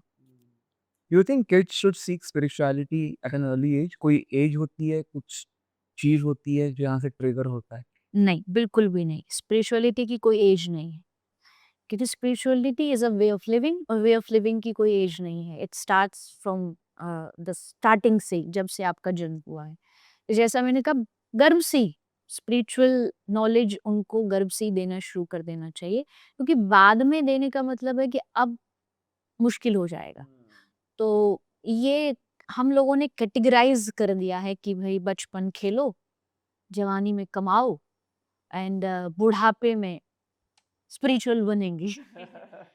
टाइम मेडिटेशन चालू होता है। नहीं, ऐसा कोई कॉन्सेप्ट नहीं। मुझसे कई बार आकर के बच्चे पूछते हैं कि इस उम्र में भजन कर सकते हैं? मैंने कहा भजन नहीं करोगे तो क्या करोगे? कि नशा करोगे, कहीं गलत काम करोगे, ये उम्र नहीं करोगे तो कब होगा? और वैसे भी भगवान को हमेशा फ्रेश फ्लावर्स चढ़ाए जाते हैं। एंड आई थिंक चाइल्डहुड जो हमारा होता है वो बहुत फ्रेश होता है, सब चीज़ों से परे। छोटे बच्चों में कोई कोई अवगुण नहीं होता, कोई बहुत जेलसी नहीं होती, बहुत ज़्यादा लेवल पे नहीं होती। तो उस टाइम को अगर आप स्पिरिचुअल रास्ते पर ले जाएंगे तो वो अभी भी और फ्यूचर में भी आपके लिए हेल्पफुल है। Beautiful. तुम्हें कुछ और क्वेश्चन पूछना था? ये तो हाँ, मैं क्वेश्चंस प्रिपेयर करके आए हैं। बताइए। But it's more on like स्वर्गलोक वैसा। पूछो। हाँ। तो जब स्पेस की बात करते हैं तो अर्थ का जो मैग्नेटिक फील्ड है, जो एटमॉस्फेयर है, उस पे ज़्यादा डीप कुछ नहीं डिस्कवरी किया है। तो ऐसा हो सकता है कि स्वर्गलोक, ब्रह्मलोक उधर कोई एरियाज में है या नहीं, तो फिर कहाँ है? पृथ्वी। पृथ्वी के अराउंड जो atmosphere, magnetic field, gravitational force, उस पे कोई ज़्यादा डिस्कवरी नहीं की है। तो मैं ये सोच रही थी कि अगर इधर स्वर्गलोक है तो क्या? नहीं, डिस्कवरी तो बहुत हुई है, साइंस ने भी बहुत करी है, हमारे शास्त्रों ने भी बहुत करी है। भागवत जी में पूरा ये जो जैसे हम बात कर रहे हैं ना लॉजिक, हमारी भागवत में पूरा दुनिया कैसे बनी, भागवत का दूसरा स्कंद है, दूसरा कैंटो है, उसमें पूरी डिटेलिंग लिखी हुई है, धरती कैसे बनी। भगवान बैठे, उनके मन से एक महातत्व प्रकट हुआ, महातत्व से 3 अहंकार, राजसिक, सात्विक, तामसिक, 3 गुण प्रकट हुए एंड उनसे फिर हमारी सेंसेस, 5 ज्ञानेंद्रियां, कर्मेंद्रियां, मन, बुद्धि, चित्त, अहंकार, ये सब क्रिएट हुए। इन सब तत्वों को टोटली मिला के तब एक अन्न बना जिसको धरती कहते हैं, पृथ्वी कहते हैं। और अब वो धरती रहेगी कहाँ, ये एक जिज्ञासा हुई, तो फिर भगवान ने वराह अवतार लिया। अगर नाम सुना हो, भगवान का एक अवतार है वराह अवतार। भगवान समुद्र से पृथ्वी को खुद निकाल करके लाए और तब उन्होंने इस पे सृष्टि करी। फिर अब आगे कैसे दुनिया बढ़ेगी, धरती बन गई, धरती आ गई, अब इसको आगे कैसे बढ़ाएंगे? तो ब्रह्मा जी प्रकट हुए नारायण की नाभि से कमल पर, उनको कहा कि आप सृष्टि आगे बढ़ाओ। उन्होंने 10 पुत्र प्रकट किए, नारद जी हो गए, सनकादि ऋषि हो गए, उनको कहा कि तुम सृष्टि आगे बढ़ाओ, तो उन्होंने हाथ जोड़ दिए कि हम नहीं करेंगे, हम तो वो भजन करेंगे। तो फिर ब्रह्मा जी ने अपनी बॉडी से एक मेल एक फीमेल 2 क्रिएट करे, मनु, शतरूपा, उनसे पूरी धरती बनी। हम जो भी हैं मनु के बालक हैं, इसलिए हमारा नाम है मानव। मनु महाराज के वंश के होने के कारण हमें मानव कहा जाता है। ये चीज हमें वेस्टर्न स्टडीज में नहीं पढ़ाई जाती। वेस्टर्न स्टडीज में साइंस जो हमें पढ़ाते हैं तो उसमें क्या डार्विन की रिसर्च आ गई कि हम ह्यूमंस पहले कौन, मतलब आदि मानव होते थे। लेकिन हमारी जो कल्चर है, संस्कृति है, वो ऐसा नहीं मानती। हम मानते हैं कि हम मानव ही थे, मनु की संतान ही थे। एक बिग बैंग थ्योरी आई, उसमें भी यही बताया गया कि एक अंड हुआ, विदीर्ण हुआ। भागवत जी में भी यही लिखा है कि कैसे पृथ्वी का क्रिएशन हुआ है। तो ये सारी चीज भागवत में बताई गई हैं, अपने शास्त्रों में बताई गई हैं। अगर ये बच्चों को समझाई जाए ना, पढ़ाई जाए, तो हमारे बच्चे कहेंगे अरे हमारी जो कल्चर है वो तो पूरा लॉजिकल है, उसमें तो कुछ मिश्रण है ही नहीं। तो ऐसे करके ये धरती बनी। और ये भी कहा जाता है कि रुद्र अवतार जो तांडव कर रहा था, उससे कुछ बिग हाँ। बैंग हुआ। ऐसे भी बहुत सारे थियोरीज है। जी, कुछ कुछ हमारे जैसे 18 पुराण है, तो क्या होता है ना कि थोड़ा थोड़ा सब में कभी कभी ऐसा भी होता है कि किसी में कुछ लिखा है, किसी में कुछ लिखा है, थोड़ा कॉन्फ्लिक्ट है। लेकिन उसका मतलब ये नहीं कि कोई भी गलत है, गलत कोई भी नहीं है। पर हमारा जो ये ब्रह्मांड है, यूनिवर्स है, ये एक बार नहीं बना, हजारों बार बना है, हजारों बार मिटा है। चतुर्युगी होती है इसको, शास्त्रीय भाषा में चतुर्युगी बोलते हैं। एक चतुर्युगी में 4 युग होते हैं, सतयुग, त्रेता, द्वापर, कलयुग। खत्म हुआ, फिर से सतयुग स्टार्ट हो गया, सेकंड। अभी 28वीं चतुर्युगी चल रही है। तो 28 बार दुनिया बनी, नष्ट हुई। तो अब हर बार हो सकता है स्टोरीज अलग हो गई। एक बार ब्रह्मा जी ने प्रकट करी, एक बार महादेव। तो ये स्टोरीज अलग अलग युग में अलग अलग बन सकती, इसलिए अलग अलग स्टोरीज शास्त्रों में बताई गई। Do you think we are in Kalyug? Yes, we are. You think? We are. What is your perception on that? Because बहुत सारे लोगों ने कहा भी है कि शायद हम नहीं हैं कलयुग। या कौन से लोग हैं वो? नाम नहीं लेना चाहता, बट ठीक है। बहुत गलत लोग हैं वो। बट आप बिलीव करते हो दोनों कि हम कलयुग में? Yes. Of course. या ऑफ कोर्स इट्स कलयुग, ये प्रोसेस है दुनिया का। कलयुग आया, कलयुग चलेगा, 4 लाख 1000 साल तक चलेगा, फिर एंड होगा, कल की अवतार होगा। तो we are nobody to question on this thing कि भाई कलयुग है या नहीं है। आई थिंक मन मर्जी से नहीं हमें बोलना चाहिए, जो हमारे शास्त्र इसीलिए तो बने हैं। आई थिंक इमोशनली कह सकते हैं, जैसे मैं भी कई बार कथा में बोल देती हूँ कि भाई ये कलयुग नहीं है, ये कथा युग है, क्योंकि यहाँ इतना सत्संग हो रहा है, इतना भजन हो रहा है। सही बात सही है। तो इसलिए उस हम इमोशनल वे में बोल सकते हैं, बट लॉजिकली हम ये नहीं सिद्ध कर सकते कि ये कलयुग नहीं है। कलयुग है, यहाँ पे जो जो पुराणों में लिखा है वो सब चीजें हो रही हैं, और आगे एक्सट्रीम वाला भी आएगा। अभी तो कुछ भी नहीं है, एक्सट्रीम वाला भी आएगा और वो बहुत ही भयानक होगा। I want to reach that, but आप दोनों को मैं सवाल पूछूंगा जिसमें ये, बिकॉज बहुत सारे बच्चे देखते हैं और वो उनके लिए नॉलेज काफी इंपॉर्टेंट है। If you had to summarise all the 4 yugas, can you? Like जो जो हुआ था हाँ, सब कुछ मत बताओ। लो। सतयुग में it's called golden age because nothing was like क्या बोलते हैं invirtuous or like nothing was non-virtuous despite Vishnu had to come down on earth like 5 times in 5 different avatars. But Dharma had 4 legs because Dharma was a buffalo. I think I mentioned this now once. तो so Dharma had 4 legs. Then Treta Yug came. अभी थोड़ा थोड़ा vice चालू हो गया. And Dharma got 3 legs. And both Kshatriyas and Brahmins could like perform rituals and meditate. Then Dwapar Yug came.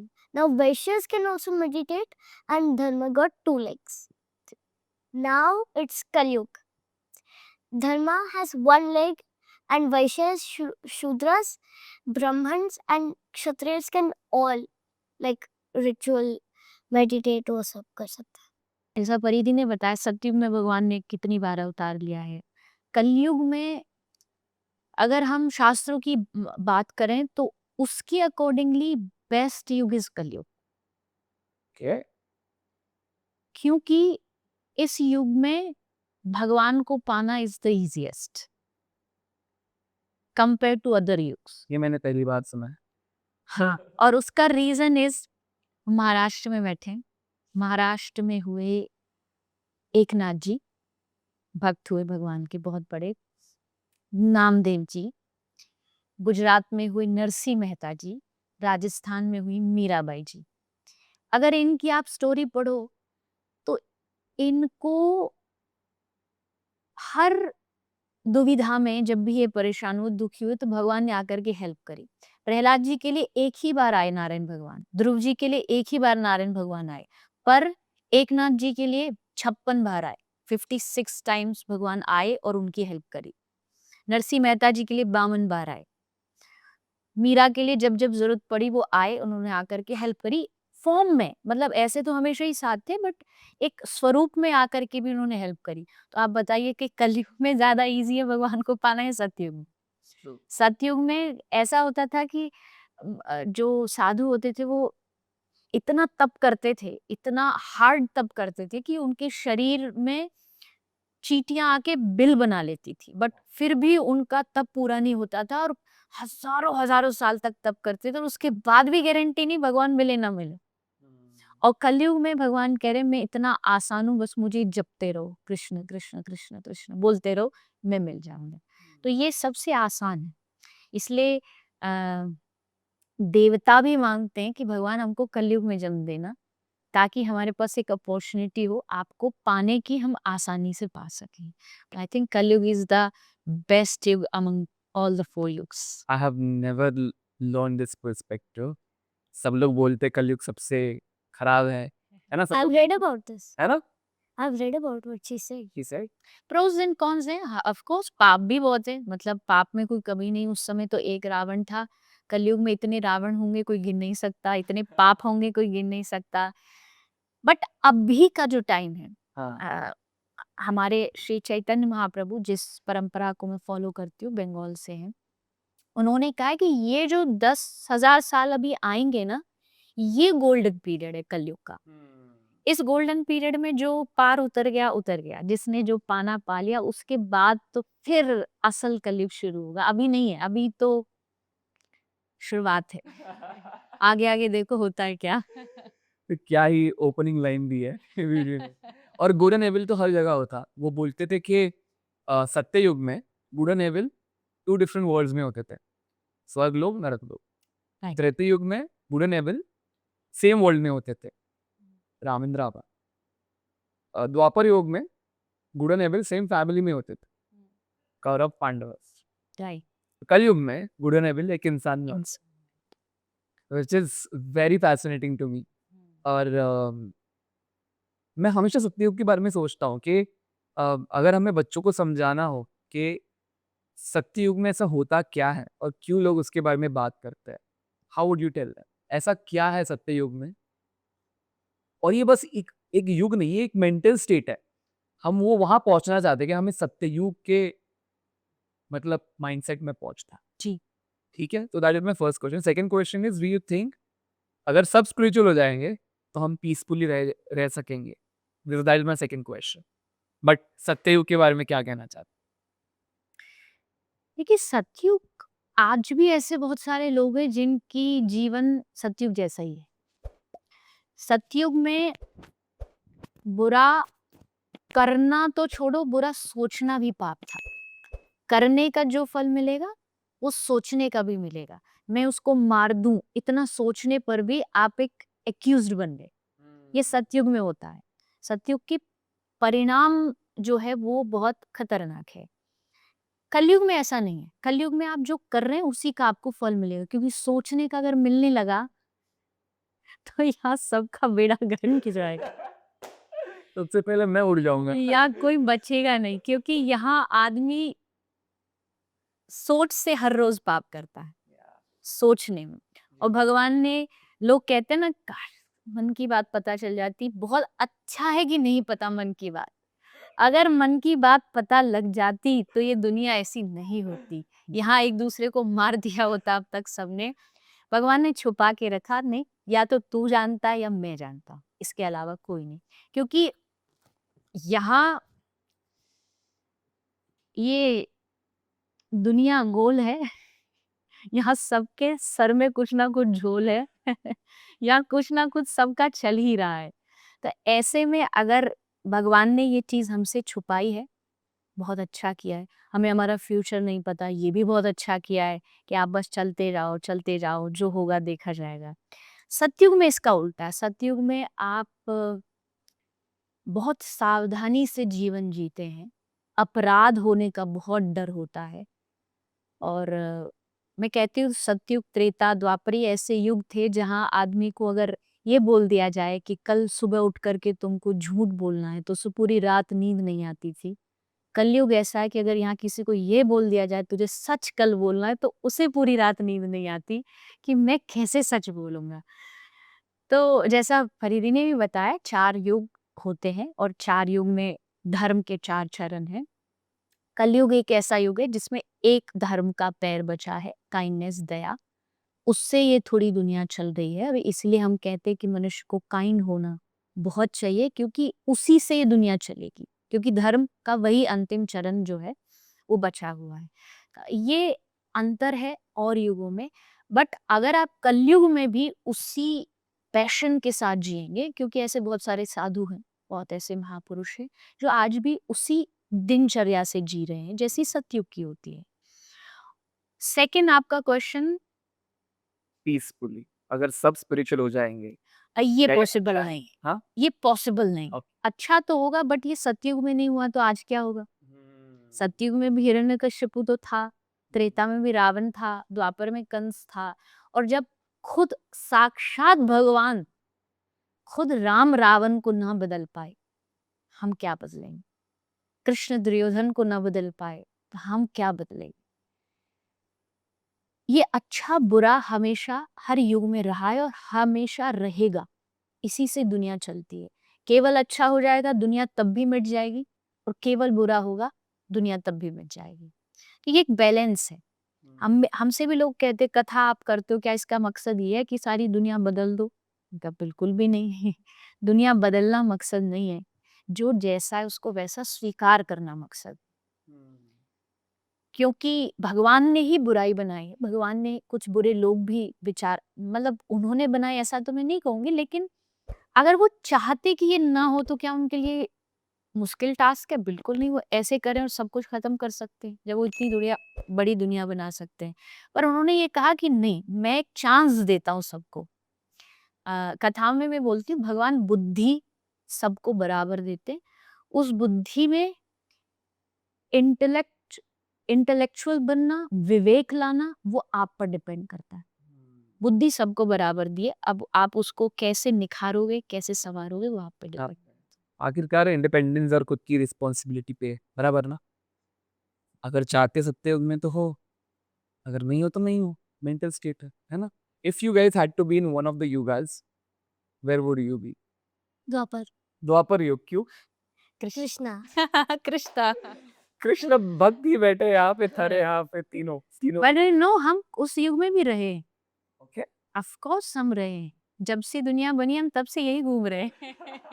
इसको पास नहीं किया हमने, हम इसी सर्कल में घूम रहे हैं। 84 लाख योनिज यही है कि हम हर युग में रहे हैं, कलयुग में है, आगे भी रहेंगे। इसको पार करना है, क्रॉस करके एकदम जाना है, तो एक ही चीज है भक्ति। भक्ति से इसको कट करके क्रॉस करके वहां तक जाया जा सकता है। अदरवाइज ये सर्कुलेशन जो है 84 लाख योनियों का, ये हमेशा चलता रहे। Amazing. You have any questions for hers? आपके लिए कुछ सवाल है? कभी भी। Tables have turn. कृष्णा की राम Not की question, I won't ask question, but I think your experience, क्योंकि जैसे आपने कहा हम दोनों के मुंह से सेम टाइम निकला कृष्णा।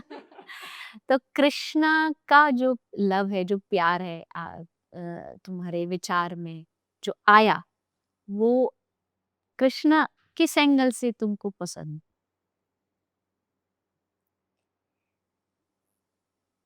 उनकी कोई सारे पूर्ण अवतार, हाँ, ऑल द क्वालिटीज। मैंने ये पढ़ा है कि उनको पूर्ण अवतार इसलिए बोलते हैं क्योंकि वो जो फेमिनाइन है उसको इग्नोर नहीं, उसको एम्ब्रेस करते हैं। जैसे कि एक बार गोपी ने पनिशमेंट के लिए उनको लड़की के कपड़े पहनाए थे और उन्होंने उसमें खुशी ली, उसमें उन्होंने नाचा गाया गोपियों के साथ उसमें, इसलिए उनको पूर्ण अवतार कहते हैं। What do you feel about this? Of course Krishna को हमारे शास्त्रों में पूर्ण अवतार कहा गया है, क्योंकि वो हर एंगल से परफेक्ट है। मतलब उनमें कोई अवगुण निकालना चाहे, ट्राई करते हैं लोग बोलने के लिए, बट वो करते हैं जो उनको जान नहीं पाए। जो कृष्ण को जान लेगा उनके लिए कृष्ण हर एंगल से पूर्ण है, परफेक्ट है। तो वो परफेक्शन जो है वो कृष्ण से बेहतर किसी के भीतर नहीं है। वो गाने पर आए तो उनसे बड़ा कोई गायक नहीं, वो नाचने पर आए तो उनसे बड़ा कोई नर्तक नहीं, वो ज्ञान देने पर आए तो उनसे बड़ा कोई ज्ञानी नहीं, वो ग्रस्त बसाने पर आए तो उनसे बड़ा कोई गृहस्थी नहीं। तो हर एंगल से कृष्ण ने 100% दिया है, और कुछ कुछ थोड़ा उनकी झलक उनके फॉलोअर्स में भी दिखती है। उनको चाहने वालों में, क्योंकि आपके जो आराध्य होते हैं, इष्ट जो होते हैं, आप वैसे ही बनने लग जाते हो, थोड़ा थोड़ा उनके गुण आप में आने लग जाते हैं। जैसे राम जी के भक्त आपको बहुत सहज, सरल, काम, शांत नजर आएंगे। कृष्ण भगवान के थोड़े चंचल होंगे, थोड़ी नटखटता होगी।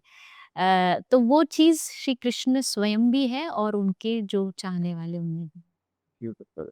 ये बस कृष्ण जी पूर्ण नहीं, ये कॉन्वर्सेशन भी काफी पूर्ण था। और मेरे भीतर, मेरे अंदर बहुत सारा प्यार है आज। और इतना ट्रैवल करके आए हम लोग, बट फिर भी जरा से भी थकान नहीं है। ऐसा लग रहा है कि और 3-4 पॉडकास्ट कर ले, बट अभी आपको जाना है। आप she is ready. You are ready ना? या will do this again if Devi ji come is like free any time soon. Sure. And do you know we run an animal hospital in Vrindavan. Okay, So I think you and Paridhi, अगर आप लोग आएंगे तो you love it. We have lots of cows there. We have lots of animals there. What is it So we called? treat them. Gau Seva Dham Hospital. It's in near Vrindavan. So I think she'll love it क्योंकि कृष्ण से प्यार करने वाला गाय से automatically connect हो ही जाता है. देखो So that's why. और वृंदावन तो है ही जहाँ गाय गौ माता का इतना ज्यादा महत्व है. तो whenever you have time आप दोनों वहाँ आइए and आपको अच्छा लगेगा. डन जाएंगे ना हाँ पक्का हाँ done yes Have you been to Vrindavan? no but we'll definitely listen to and be hosted by our ecosystem of animals. चलेगा ना थैंक यू सो मच इतना टाइम निकालने के लिए एंड ये कॉन्वर्सेशन करने के लिए और मुझे पता है कि हम दोनों के लिए बहुत मीन करता है बिकॉज मेरा भी ये पहले टाइम है कि मैं किसी कथावाचक के साथ एक बहुत ही ब्यूटीफुल स्टोरी टेलर के साथ जो इतनी बड़ी कम्युनिटी बना रहे हैं उनके साथ काम मौका मिला बात करने का. Thank you so much. आप लोग इतना दूर से आए ना, आपसे मिलके परिधि से मिलके बहुत अच्छा लगा ना. आई होप जितने भी लोग देख रहे होंगे आज, स्पेशली पेरेंट्स, वो सीखेंगे कि अगर ये दो बेटियां यहाँ बैठी हैं एग्जाम्पल तो इसका रीजन यही है कि उनके पेरेंट्स ने उनको सपोर्ट किया, उनको जो करना है वो करने दिया. That's why we are sitting here. So आप भी अपने बच्चों को जो चाहते हैं या जो करियर चाहते हैं या जो करना चाहते हैं उसमें हेल्प करेंगे तो वो भी ऊंचाइयों पर पहुंच सकते हैं. You just need to support them. Any last words. Radhe Radhe Radhe Radhe. See you next time. Subscribe करना like and subscribe and hit that notification bell and Devi ji का भी हैंडल डाल रहे पीछे प्लीज फॉलो करना बहुत बढ़िया वीडियो बना रहे. परिधि जी भी है एक्टिव मैं भी थोड़ा. Thank you so much guys this was lovely. Radhe Radhe.